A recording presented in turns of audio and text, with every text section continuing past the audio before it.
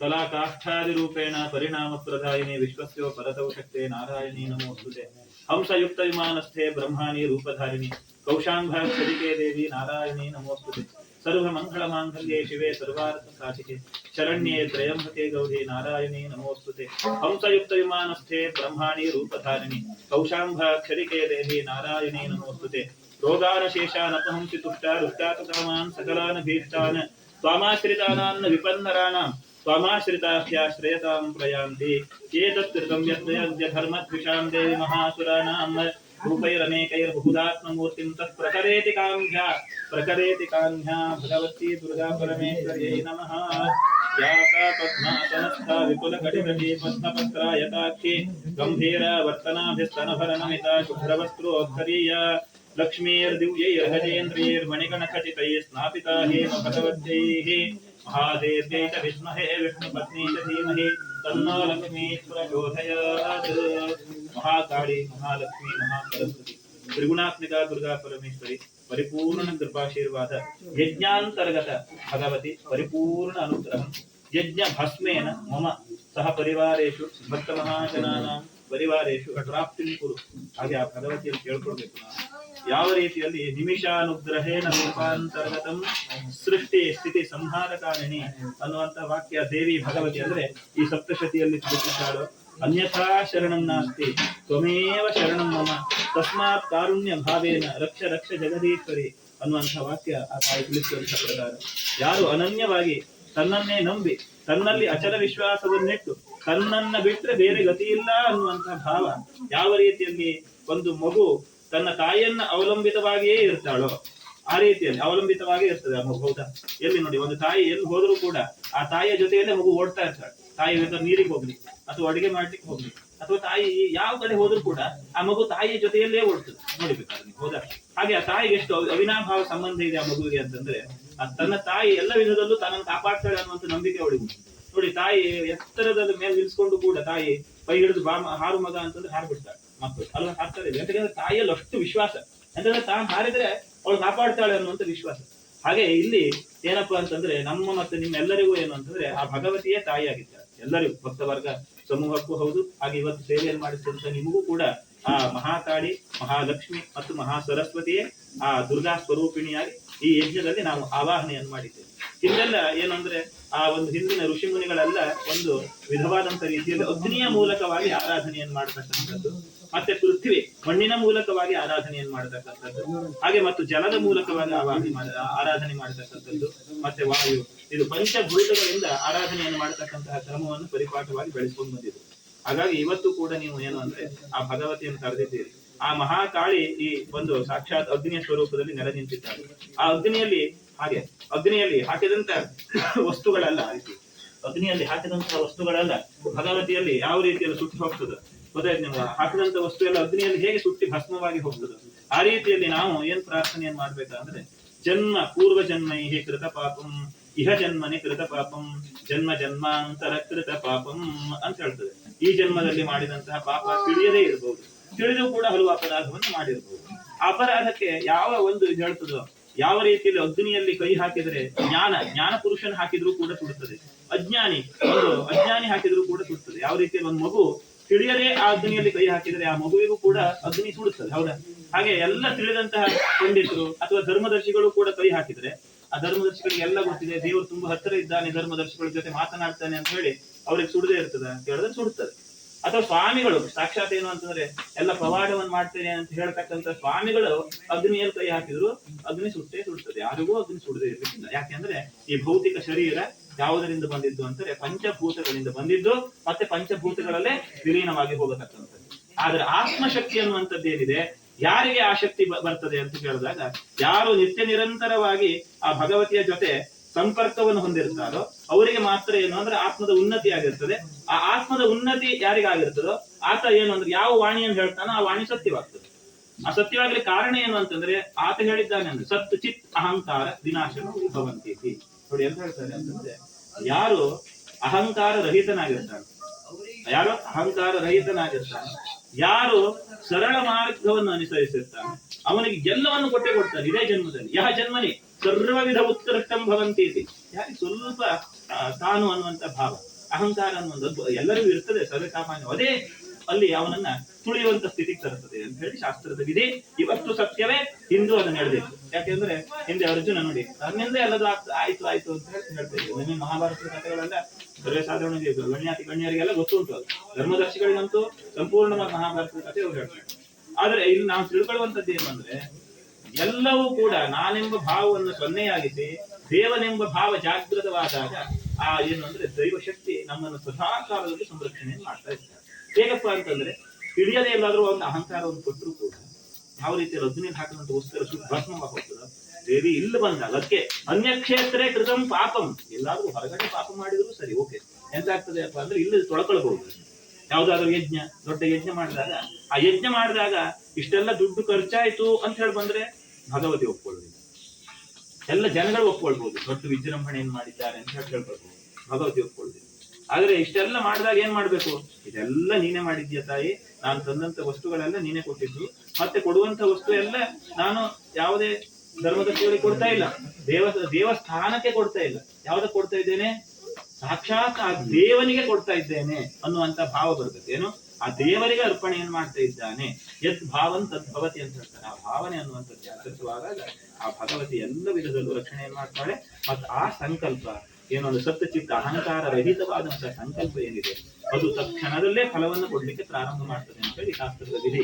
ಹಾಗಾಗಿ ಇವತ್ತು ಆ ಮಹಾಕಾಳಿ ನಿಮಗೆ ಶರೀರದಲ್ಲಿ ಇರತಕ್ಕಂತಹ ದೋಷವೋ ಅಥವಾ ಹಿಂದೆ ಈ ದುಷ್ಟ ಜನರು ನಮ್ಗೆ ಮಾಟ ತಂತ್ರ ವಿಷಚೂರ್ಣ ಆಭಿಚಾರ ಪ್ರಯೋಗ ಯಾವ್ದಾದ್ರು ದೇವಸ್ಥಾನ ಭಾಗದಲ್ಲಿ ಹೋಗಿ ಕೊಯ್ದು ಹಾಕುವಂಥದ್ದು, ದೇವರಲ್ಲಿ ಅನ್ಯಥಾ ಏನು ಅಂದ್ರೆ ಇವ್ರಿಗೆ ಸಮಸ್ಯೆ ಆಗ್ಬೇಕು ಅನ್ನುವಂತ ಭಾವದಿಂದ ವೈರತ್ವವನ್ನು ಬೆಳೆಸಿಕೊಳ್ಳುವಂಥದ್ದು, ಇಂಥದ್ದು ಯಾವುದೇ ಇದ್ರೂ ಆ ಮಹಾಕಾಳಿಕೆಯ ಆರಾಧನೆಯನ್ನು ಮಾಡಿದ್ರೆ ಯಾವ ರೀತಿಯಲ್ಲಿ ಕಾಳಿಕೆ ರಕ್ತ ಬೀಜಾಸುರನನ್ನೂ ಕೂಡ ಒಂದೊಂದು ಹನಿ ಉಂಡು ರಕ್ತ ಬಿದ್ದಲ್ಲಿ ಕೂಡ ಒಂದೊಂದು ಅಸುರರು ಉದ್ಭವ ಆಗ್ತಿದ್ರು ಆ ರಕ್ತ ಬೀಜಾಸುರನಲ್ಲಿ. ಅಂತ ರಕ್ತ ಬೀಜಾಸುರನನ್ನೂ ಕೂಡ ಕ್ಷಣಮಾತ್ರದಲ್ಲಿ ನುಂಗಿ ಏನು ಅಂತಂದ್ರೆ ಅವನನ್ನ ಸಂಹಾರ ಮಾಡಿದ್ದಾಳೆ ತಾಯಿ. ಹಾಗಾಗಿ ಅಂತ ಮಹಾಕಾಳಿಗೆ ಅಂತ ರಕ್ತ ಬೀಜಾಸುರನನ್ನು ಸಂಹಾರ ಮಾಡಿರ್ತಕ್ಕಂಥ ತಾಯಿಗೆ ನಿಮ್ಮ ಸಂಕಷ್ಟವನ್ನು ದೂರ ಮಾಡುವುದು ಹೆಚ್ಚಿನ ಮಾತಲ್ಲ. ಯಾವುದೇ ಒಂದು ಕ್ಷಣದಲ್ಲಿ ಆ ಸಂಕಷ್ಟ ದೂರ ಮಾಡಬಹುದು. ಯಾರಿಗೆ ಅಧಿಕಾರದ ಆಸೆ ಇದೆಯೋ ಅವರಿಗೆ ಅಧಿಕಾರ ಖಂಡಿತವಾಗಲೂ ಸಿಗುವಂತೆ ಮಾಡ್ತಾಳೆ ಮಹಾಕಾಳಿ. ಯಾಕೆಂದ್ರೆ ಅವಳಲ್ಲಿ ಅನನ್ಯವಾದ ವಿಶ್ವಾಸ ಬಿಡಬೇಕು. ಯಜ್ಞ ಮಾಡಿಸುವ ಭಟ್ರ ಮೇಲೆ ಬೇಡ, ಆ ಯಜ್ಞದ ಮೇಲೆ ಇಡಬೇಕು. ಧರ್ಮದರ್ಶಿಗಳ ಮೇಲೆ ಬೇಡ, ಒಳಗ್ ಕೂತಿರತಕ್ಕಂತಹ ಆಂಜನೇಯನ ಮೇಲೆ ಇಡಬೇಕು. ಆಗ ಏನು ಅಂತಂದ್ರೆ ಭಗವಂತ ಸಾಕ್ಷಾತ್ಕಾರ ಹಾಗೆ ಆಗ್ತದೆ ಅಲ್ವಾ. ಆದ್ರೆ ಒಂದು ಮಾರ್ಗಕ್ಕೆ ಒಬ್ರು ಬೇಕಾಗ್ತದೆ. ಯಾವುದು ಇದು ಈ ರೀತಿ ನಡ್ಕೊಳ್ಬೇಕು ಅಂತ, ಅದಕ್ಕೆ ಧರ್ಮದರ್ಶಿಗಳು ಅನ್ನುವಂಥವ್ರು ಒಬ್ರು ಬೇಕಾಗ್ತದೆ. ಯಾಕೆ ಧರ್ಮದರ್ಶಿ? ಧರ್ಮದಂತೆ ನಡೆದಾಗ ಮಾತ್ರ ಭಗವಂತನ ಹತ್ತಿರ ಬರ್ಲಿಕ್ಕೆ ಸಾಧ್ಯ. ಧರ್ಮ ಇಲ್ಲ ಅಂತ ಆದ್ರೆ ಭಗವಂತ ದೂರ ಇರ್ತಾರೆ ಅಲ್ವಾ. ಹಾಗಾಗಿ ಅದಕ್ಕೆ ಧರ್ಮದರ್ಶಿ. ಇದರ ಅರ್ಥವು ಕೂಡ ಏನ್ ಹೇಳ್ತದೆ? ಧರ್ಮವನ್ನ ದರ್ಶಿಸತಕ್ಕಂಥವನು ಅಥವಾ ಧರ್ಮವನ್ನ ರಕ್ಷಿಸತಕ್ಕಂಥವನು ಅಥವಾ ಧರ್ಮವನ್ನು ಚೆನ್ನಾಗಿ ಅರಿತುಕೊಂಡಿರತಕ್ಕಂಥವನು ಅಂತ ಇದರ ಅರ್ಥ. ಹಾಗಾಗಿ ಅಂತಹ ಧರ್ಮದರ್ಶಿಗಳಿಂದ ವಾಕ್ಯವನ್ನು ಪಡೆದು ಆ ಧರ್ಮದರ್ಶಿಗಳ ಪ್ರೇರಣೆಯ ಮೇರೆಗೆ ಯಾವ ಯಜ್ಞ ಯಾಗಾದಿಗಳನ್ನ ಆ ಒಂದು ಸ್ಥಾನದಲ್ಲಿ ಮಾಡಿಸ್ತಾರೋ ಅವರಿಗೇನು ಅಂದ್ರೆ ಎಲ್ಲ ವಿಧದಲ್ಲೂ ಖಂಡಿತವಾಗಲು ಸತ್ಯವಾಗಲೂ ಹೇಳ್ತೇನೆ, ಈ ಯಜ್ಞ ಮೂಲಕವಾಗಿ ಆ ಮಹಾಕಾಳಿ ಎಲ್ಲ ವಿಧದ ದೋಷಗಳನ್ನು ದೂರ ಮಾಡಿಕೊಡ್ತಾಳೆ. ಎಲ್ಲ ವಿಧದ ಆರೋಗ್ಯ ದೋಷ ಇಲ್ಲಿ ಪರಿಹಾರವಾಗಲಿಕ್ಕೆ ಸಾಧ್ಯ ಇದೆ. ಯಾಕೆಂದ್ರೆ ಕೇವಲ ಯಜ್ಞ ಮಾಡುವುದಷ್ಟೇ ಅಲ್ಲ, ಆ ಯಜ್ಞದ ವಿಭೂತಿಯನ್ನು ಸೇವನೆ ಮಾಡ್ಬೇಕಾಗ್ತದೆ, ಅದರಿಂದ ಫಲಪ್ರಾಪ್ತಿ ಆಗ್ತದೆ ಅಂತ. ಹಾಗೆ ಮಹಾಲಕ್ಷ್ಮಿಯಿಂದ ಧನಧಾನ್ಯ ಸಂಪತ್ತು ಬರ್ಲಿಕ್ಕೆ ಏನಾದ್ರೂ ಅಡ್ಡಿ ಆತಂಕಗಳಿದ್ರೆ ಆ ಮಹಾಲಕ್ಷ್ಮಿಯ ಯಜ್ಞ ವಿಭೂತಿಯನ್ನು ತೆಗೆದುಕೊಂಡು ಹೋಗಿ ನಮ್ಮ ಮನೆಯ 8 ದಿಕ್ಕುಗಳಿಗೂ ಹಾಕೊಳ್ಳೋದ್ರಿಂದ ಆ ಸಂಪತ್ತು ಬರ್ಲಿಕ್ಕೆ ಏನಾದ್ರೂ ತಡೆ ಇದ್ರೆ ಅದೆಲ್ಲ ದೂರವಾಗ್ತದೆ. ಹಾಗೆ ಮಹಾ ಸರಸ್ವತಿ ಯಾಕೆ ಅಂತ ಕೇಳಿದಾಗ ನಮ್ಮಲ್ಲಿ ಎಲ್ಲಿ ಯಾವ ರೀತಿಯಲ್ಲಿ ನಡೆದುಕೊಳ್ಬೇಕು, ಯಾವ ಸಾನ್ನಿಧ್ಯದಲ್ಲಿ ನಾವು ಶಾಂತರಾಗಿರ್ಬೇಕು, ಎಲ್ಲಿ ನಾವು ಹೆಚ್ಚು ನಮ್ಮ ಪ್ರಕ್ರಿಯೆಯನ್ನು ಮುಂದುವರಿಸಿಕೊಳ್ಬೇಕು, ಇದೆಲ್ಲ ಏನು ಅಂದ್ರೆ ಆ ಸರಸ್ವತಿ ಜ್ಞಾನದಿಂದ ನಮ್ಗೆ ಬರುವಂತ. ಹಾಗಾಗಿ ಅಂತಹ ಜ್ಞಾನಯುಕ್ತಳಾದಂತಹ ಭಗವತಿ ಕೂಡ ಆ ದುರ್ಗಾ ಪರಮೇಶ್ವರಲ್ಲಿ ಐಕ್ಯವಾಗಿದ್ದಾರೆ. ಹಾಗಾಗಿ ನೀವು ಇವತ್ತು ಪ್ರಾರ್ಥನೆಯನ್ನು ಮಾಡಿ ಮಹಾಕಾಳಿ, ಮಹಾಲಕ್ಷ್ಮಿ, ಮಹಾ ಸರಸ್ವತಿ ತ್ರಿಗುಣ ಶಕ್ತಿ ಸ್ವರೂಪಿಣಿ ಭಗವತಿ ದುರ್ಗಾ ಪರಮೇಶ್ವರಿ ಮಮ ಸಹ ಪರಿವಾರೇಶು ಸೃಷ್ಟಿ ಸ್ಥಿತಿ ಸಂಹಾರಕಾರ ಭಾವೇಶು ಸ್ಥಿತಃ ಸಮಸ್ತ ದೋಷ ನಾಶನ ಪೂರ್ವಕಂ ಯಜ್ಞ ಪೂರ್ಣಾಹುತಿ ಭಾವೇನ ಯಜ್ಞ ಅಂತರ್ಗತ ಭಗವತಿ ಪ್ರತ್ಯಕ್ಷಂ ಕುರು ಭಗವತ್ಯೈ ನಮೋ ನಮಃ. ಈ ವಾಕ್ಯದ ಅರ್ಥ ಏನಪ್ಪಾ ಅಂದ್ರೆ, ಭಗವತಿ ನೀನು ಪ್ರತ್ಯಕ್ಷವಾಗಿ ಇಲ್ಲಿದ್ದೀಯ, ಇದನ್ನ ನಾನು ನಂಬ್ತೇನೆ, ಯಜ್ಞವೇ ನನಗೆ ಸಾಕ್ಷಿ. ಹಾಗಾಗಿ ನೋಡಿ ಇವತ್ತು ಕೂಡ ಯಜ್ಞ ಸಾಕ್ಷಿ ಅಂತ ಹೇಳ್ತಾರೆ, ಅಗ್ನಿ ಸಾಕ್ಷಿ ಅಂತ ಹೇಳ್ತಾರೆ ನೋಡಿ. ಇವತ್ತು ನಾವು ಎಲ್ಲದರಲ್ಲೂ ಅಗ್ನಿ ಸಾಕ್ಷಿಯನ್ನು ಬಿಟ್ರು, ಆದ್ರೆ ಮದುವೆ ಆಗೋದು ಮಾತ್ರ ಇವತ್ತಿಗೂ ಅಗ್ನಿ ಸಾಕ್ಷಿ, ಧರ್ಮ ಪತ್ನಿ ಅಂತ ಹೇಳಿ ಹೆಸರು ನೋಡಿ. ಹೌದಾ? ಯಾವಾಗ ಅಂತ ಕೇಳಿದಾಗ ಅಗ್ನಿ ಸಾಕ್ಷಿಯಾಗಿ ಮದುವೆ ಆದವರು ಮಾತ್ರ ಧರ್ಮ ಪತ್ನಿ ಆಗ್ತದೆ. ಅಗ್ನಿ ಮಾತ್ರ ಪ್ರಧಾನವಾದಂತ ಸಾಕ್ಷಿ. ಯಾಕೆ ಅಂತ ಕೇಳಿದ್ರೆ, ಅಗ್ನಿ ಸಾಕ್ಷಿ ಯಾಕೆ ಅಂದ್ರೆ ನಾವು ಹೋದಾಗಲೂ ಕೂಡ, ನಾವು ಇದ್ದಾಗಲೂ ಕೂಡ ಯಜ್ಞ ಆಗ್ಬೇಕಾಗ್ತದೆ. ಈ ಅಗ್ನಿ ನಮಗೆ ಎಲ್ಲಿವರೆಗೆ ಸಾಕ್ಷಿ ಹೇಳಿ ಬರ್ತದಪ್ಪ ಅಂತಂದ್ರೆ, ನಾವು ಪುನರ್ಜನ್ಮವಾದಾಗಲೂ ಕೂಡ ನಮ್ಗೆ ಏನು ಅಂತಂದ್ರೆ ನಾಮಕರಣ ಮಾಡುವ ಯಜ್ಞ ಮಾಡಿ ಹಾಕ್ತೇವೆ. ಹೌದಾ? ನಾಮಕರಣ ಮಾಡುವ. ಅದಕ್ಕಾಗಿ ಯಜ್ಞ ಇವತ್ತಿನ ಈ ಜನ್ಮದಿಂದ ಇಹ ಜನ್ಮನಿ ಪೂರ್ವ ಜನ್ಮ ಭಾವೇಶು, ಮತ್ತೊಂದು ಜನ್ಮದವರೆಗೂ ಆ ಪುಣ್ಯವನ್ನ ತಂದುಕೊಡತಕ್ಕಂಥವ್ರು ಆ ಯಜ್ಞ ಪುರುಷನಾಗಿದ್ದಾನೆ. ಹಾಗಾಗಿ ಯಾರಾದರೂ ತಿಳಿಯದೆ ದೋಷ ಅಪರಾಧಗಳನ್ನು ಮಾಡಿದರೆ ಯಜ್ಞವನ್ನು ಮಾಡಿಸ್ಬೇಕು. ಆ ಯಜ್ಞವನ್ನ ಮಾಡಿಸಿ ಆ ಯಜ್ಞದ ವಿಭೂತಿಯನ್ನ ಭಗವಂತ ನನ್ನ ತಪ್ಪನ್ನೆಲ್ಲ ಕ್ಷಮಿಸಪ್ಪ ಅಂತ ತಕ್ಷಣದಲ್ಲಿ ಯಾವ ರೀತಿಯಲ್ಲಿ ಅರ್ಜುನನಿಗೆ ನನ್ನ ತಪ್ಪಾಯ್ತಪ್ಪ ಅಂದ ತಕ್ಷಣ ಅವನಿಗೆ ವಿಶ್ವರೂಪ ದರ್ಶನವನ್ನು ತೋರಿಸಿದ. ಅವರ ಮತ್ತೆ ಅಹಂಕಾರ ಬಂದಾಗ ಮತ್ತೆ ಅವನನ್ನು ತುಳಿದ, ಅವನ ಮಗನಿಂದಲೇ ಅವನಿಗೆ ಸೋಲನ್ನು ಅನುಭವಿಸುವಂತೆ ಮಾಡ್ತಾನೆ. ಮಾಡಿದ್ಮೇಲೆ ಇದೆಲ್ಲ ಆಗ್ತದೆ. ಹಾಗಾಗಿ ನಾವು ಏನು ಅಂದ್ರೆ ಅವನಿಗೆ ಅನ್ಯನ್ಯ ಭಾವ ಏನು ಅಂದ್ರೆ, ನೀನ್ ಬಿಟ್ಟು ನಿನ್ನ ಗತಿ, ನಿನ್ನ ಪಾದವನ್ನು ಬಿಟ್ಟು ಬೇರೆ ಗತಿ ಇಲ್ಲ ಅನ್ನುವಂತ ಭಾವದಿಂದ ಇವತ್ತು ಪೂರ್ಣಾಹುತಿ ಮಾಡಿ ನೀವು ಎಲ್ಲ ವಿಧದಲ್ಲಿ ಒಳಿತಾಗ್ತದೆ. ಪೂರ್ಣಾಹುತಿಯನ್ನು ಮಾಡುವ ಓಂ ಶಂಕ ಜಾಗ್ರತೆ ಎಲ್ಲ ಬರ್ತದೆ.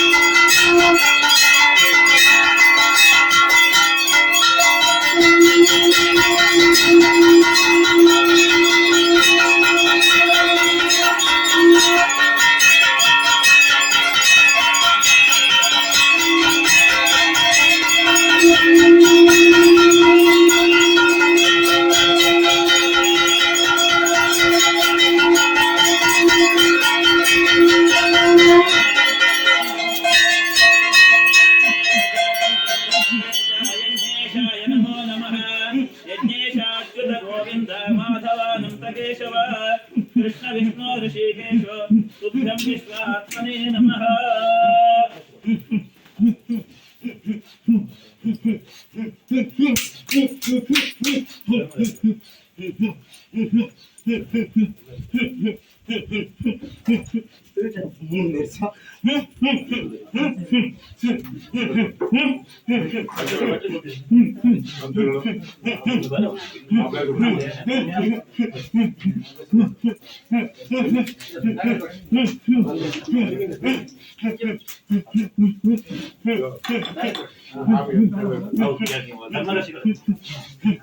ಈಗ ಯಾರಂತ ಗೊತ್ತಾಗ್ಲಿ ನಮ್ಗೆ. ತಾಯಿ ಯಾರು ನೀನು? ನಾಗಚೌಡೇಶ್ವರಿ ಮನದುರ್ಗಿಯ 9 ಅವತಾರ. ಇವತ್ತು ಕೊಟ್ಟ ಪೂಜೆ ನಿಂಗೆ ಸಲ್ಲದೆಯಾ? ಬಂದಂತರ ಅವನಿಗೆ ಪೂರ್ಣಾವತಿಗೆ ಬಂದ ನಾನು ಆಯ್ತಾ, ನಾನು ಮೆಚ್ಚಿ ಬಂದರು ಎಲ್ಲಿದು ಅಂತ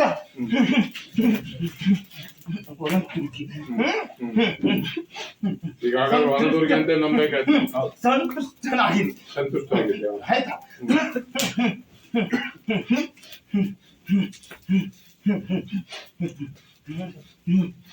ಬಂದ ಭಕ್ತಾದಿಗಳಿಗೆಲ್ಲ ನೀನು ಕಾಪಾಡಬೇಕು, ಮಾತು ಕೊಡು. ಸಂಪೂರ್ಣ ಆಶೀರ್ವಾದ ರಕ್ಷಣೆ ಮಾಡ್ತೀನಿ. ಎಲ್ಲರೂ ರಕ್ಷಣೆ ಇದ್ದಂತಾಗಿ.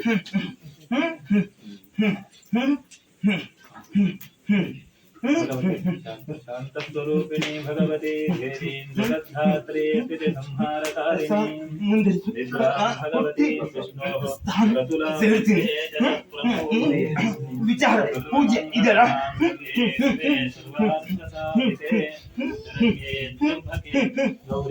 ಮುಂದರಿಸಿ ಭಕ್ತರಿಗೂ ಮುಂದರಿಸಿ. जय दुर्गे जय दुर्गे जय दुर्गे तस्यास्तु यजमानस्य कामाः श्री क्षेत्र वन दुर्गा परमेश्वरी अम्बा माता की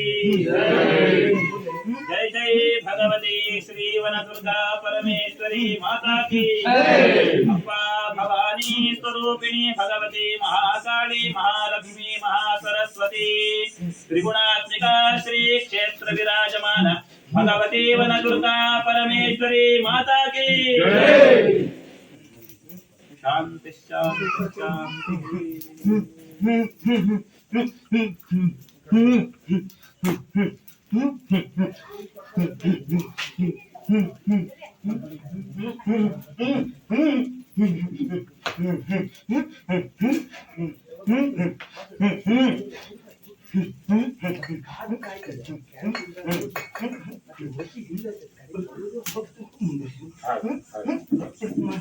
ಮಹಾಪೂಜೆ ಮೇಲೆ ಎಲ್ಲರೂ ಕೊಡ್ತೀವಿ. ಮುಂದೆ ಪೂಜೆ ಆಗುತ್ತಲ್ಲ ಸೇರ್ತೀನಿ.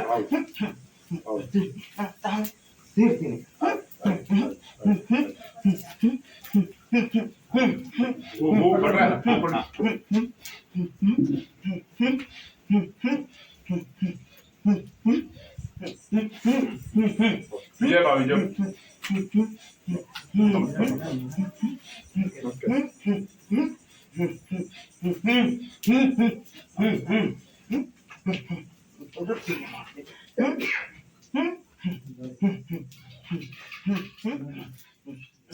ತಾಣ ಸೇರ್ತೆ.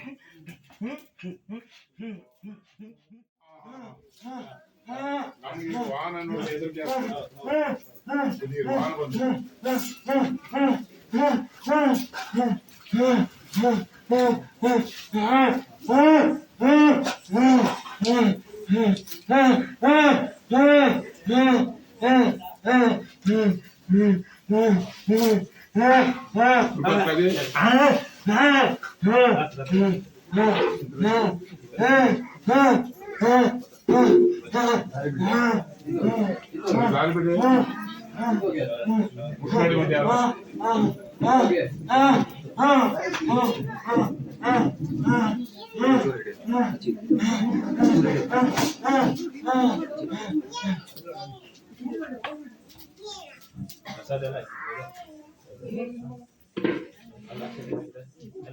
ನಮಸ್ಕಾರ ಮಾಡಿ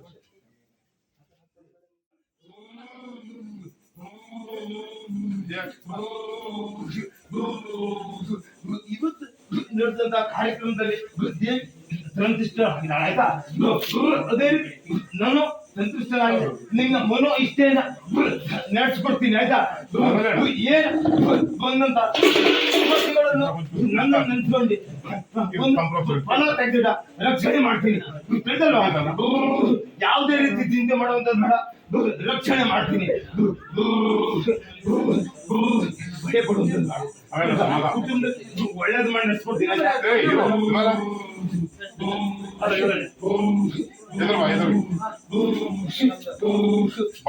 ಬಾಲಕನಿಗೆ ಕಾಯಿ ಕಾಯಿ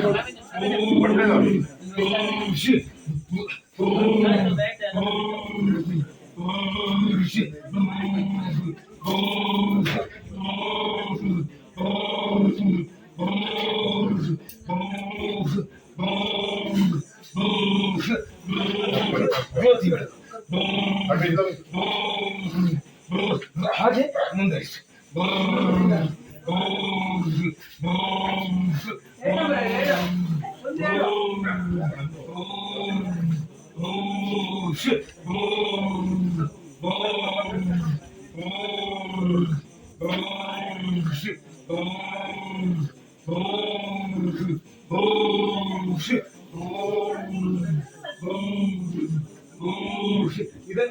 ವಿರೋಧ ದೇವಸ್ಥಾನ ಸ್ಥಾನದಲ್ಲಿಟ್ಟು ದಿನನಿತ್ಯ ಪೂಜೆ ಮುಂದೆ ರಕ್ಷಣೆ ಮಾಡ್ತೀನಿ ಆಯ್ತಾ. ಕುಂಕುಮ ಮುಂದೆ ಕುಂಕುಮ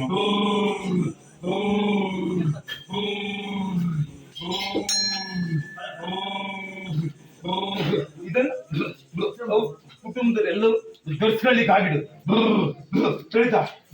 ರಕ್ಷಣೆ ಮಾಡ್ಕೊಡ್ತೀನಿ.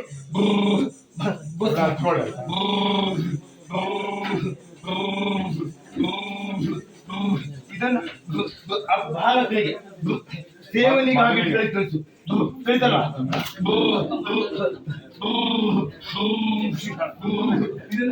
ದಿನನಿತ್ಯ ಸೇವನೆಗಾಗಿ ರಕ್ಷಣೆ ಮಾಡ್ತೀನಿ. ಇಷ್ಟಾರ್ಥವನ್ನ ಈಡೇರಿಸ್ತೀನಿ ಆಯ್ತಾ. ರಕ್ಷಣೆ ಇದೆ, ಚಿಂತೆ ಮಾಡುವಂತದ್ದು ಬೇಡ. ಉದ್ಯೋಗದಲ್ಲಿ ಇರುವಂತ ಜಮೀನಲ್ಲೂ ಒಳ್ಳೇದ್ ಮಾಡಿ ನಡೆಸ್ಕೊಟ್ಟು ಸಾಕಲ್ವಾ. ನಡೆಸ್ತೀನಿ ಆಯ್ತಾ. ಕುಟುಂಬದಲ್ಲಿ ಯಾವುದೇ ಕಳಂಕ ಆಗದೇ ಇದ್ದ ರೀತಿಯಲ್ಲಿ ನಡೆಸ್ತೀನಿ ಆಯ್ತಾ. ರಕ್ಷಣೆ ಇದೆ.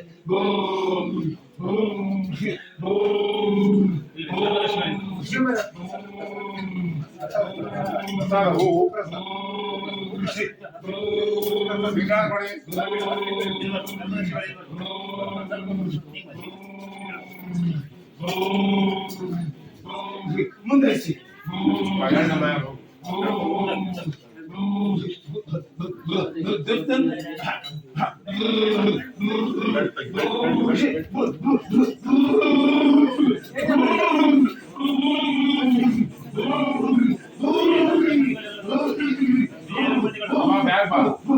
ಕೆಲವೊಂದು ನಿಯಮವನ್ನು ತಿಳಿಸ್ತಾ ಇದ್ದೇನೆ ಧರ್ಮಾಧಿಕಾರಿಗೆ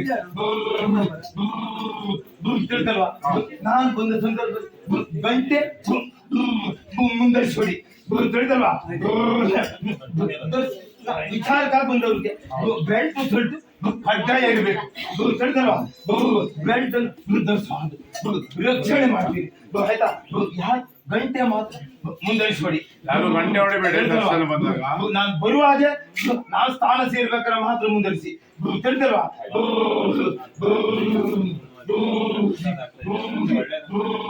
ರಕ್ಷಣೆ ಮಾಡ್ತೀವಿ.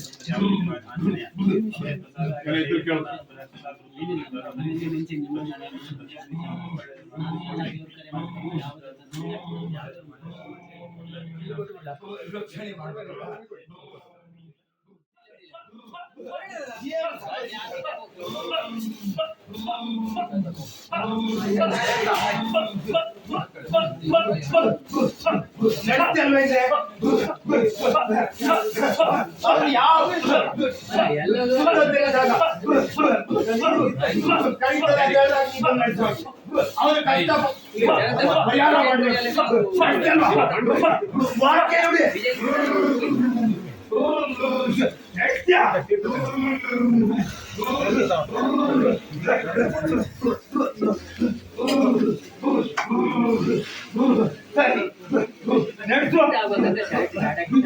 ನಿನ್ನ ಬಾಲ ತೀರ್ಥ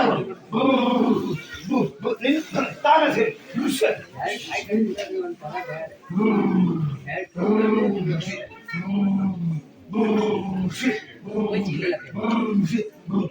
ಚಿಂತೆ ಮಾಡುವಂತ ಹೇಳ್ತಾ ನಿನ್ ಯಾವುದೇ ಸಂದರ್ಭದಲ್ಲಿ ಹೇಳ್ತಲ್ವಾ ಬೇಕು ಅಂತ ಹೇಳಿದಾಗ ನನ್ನನ್ನು ಪ್ರಾರ್ಥನೆ ಮಾಡಿ ಸ್ಥಾನವನ್ನ ಆಯ್ತಾ ಮುಂದೆ ಹೇಳ್ತಲ್ವ ದರ್ಶ ಯಾವುದೇ ವಿಚಾರ ಯಾವುದೇ ರೀತಿ ನಡ್ಕೊಂಡು ಸಾಕಲ್ವಾ ರಕ್ಷಣೆ ಮಾಡ್ತೀನಿ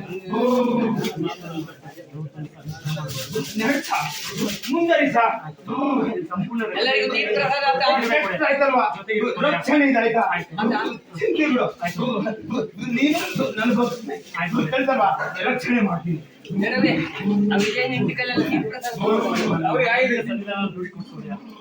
ಸರಿ ಮುಂದುವರಿಸು ರಕ್ಷಣೆ ಕೊಟ್ಟು ನಡೆಸಾಯ್ತಲ್ವಾ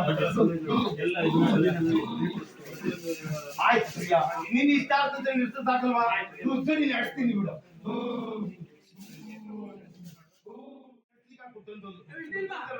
ವಿಚಾರಗಳು ಅವರು ಕಷ್ಟ ಅಂತ ಹೇಳ್ಕೊಡ್ತಾರೆ ಅವ್ರು ಈಡೇರಿಸ್ತೀನಿ ತಿಳಿದಲ್ವಾ ಅನ್ಯ ವ್ಯಕ್ತಿಗೆ ಕೊಡಬಾರ್ದು ಹೇಳುವಂತದ್ದಲ್ವಾ ನಾವು ಕೊಡುವಂತದ್ದು ಆ ಗೊತ್ತು ಅವ್ರಿಗೆ ಆ ಭಾವನೆ ಬರ್ಬೇಕು ಇದು ಆ ಸ್ಥಾನದಿಂದ ಏನು ಹೇಳುವಂತ ಮೇಲೆ ಕಂಡುಬರ್ಬೇಕಲ್ವಾ ಆ ವ್ಯಕ್ತಿಯಲ್ಲಿ ತೆಗೆದು ಮುಂದರಿಸ್ಕೊಳ್ತಾ ಆಯ್ತಾ ಒಂದು ಕುಂಕುಮ ಕೊಡ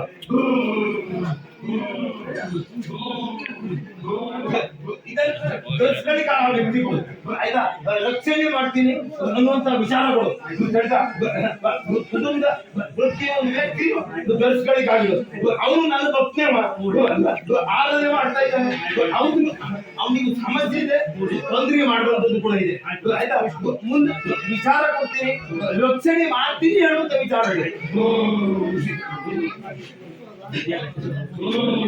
ಬಸ್ ಮುಂದೆ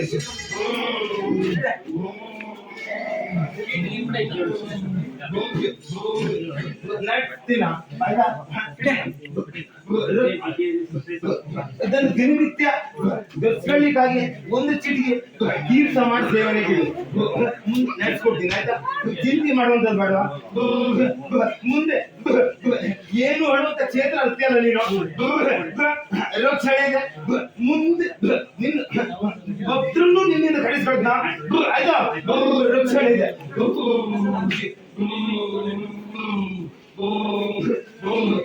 ಚಿಂತೆ ಮಾಡುವಂತದಿಲ್ಲ ರಕ್ಷಣೆ ಮಾಡ್ತಾ ಇದ್ದ ಹಾಗೂ ವಿಚಾರ ಕೊಟ್ಟಿದೆ ನುಡಿ ಹಾಗೆ ವಿಚಾರ ನುಡಿ ಅಂತ ವಿಚಾರ ಕೊಟ್ಟಿದೆ ಭಯ ಪಡುವಂತ ಬೇಡ ನೀನು ಇಷ್ಟ ಅಂತ ನೆರವೇರಿಸ್ತೀನಿ ಆಯ್ತಾ ರಕ್ಷಣೆ ಇದೆ